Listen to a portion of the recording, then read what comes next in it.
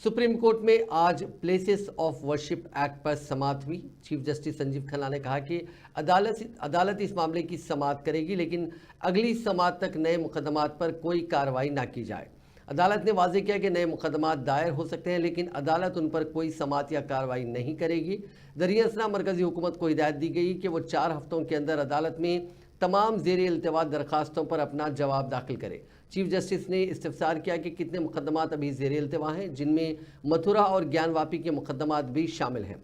समाअत के दौरान चंद वकला ने मुख्तलिफ अदालतों की जानिब से दिए गए सर्वे के अहकामात पर एतराज़ जाहिर किया, लेकिन सुप्रीम कोर्ट ने उस पर कोई तबसरा नहीं किया। एक वकील ने अदालत को बताया कि इस वक्त 10 मजहबी मकामात से मुतालिक 18 मुकदमात मुख्तलिफ अदालतों में ज़ेर इल्तिवा है।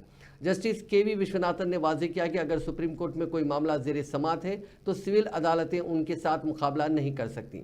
चीफ जस्टिस ने यह भी कहा कि 4 हफ्तों में मरकज़ जवाब दाखिल करे और तमाम फरीक़ैन को उन जवाबात पर अपने एतराज़ात जमा करने के लिए वक्त दिया जाए। चीफ जस्टिस संजीव खन्ना ने तजवीज़ दी कि एक पोर्टल या कोई ऐसा निज़ाम तरतीब दिया जाए जहां तमाम जवाबात आसानी से देखे जा सकें।